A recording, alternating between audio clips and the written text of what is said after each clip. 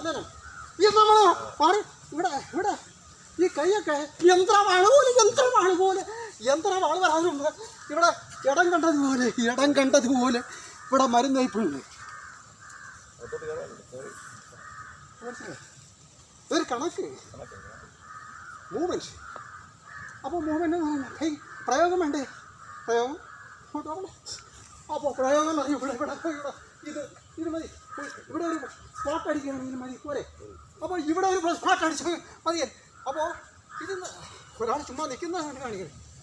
അപ്പോൾ ഒരു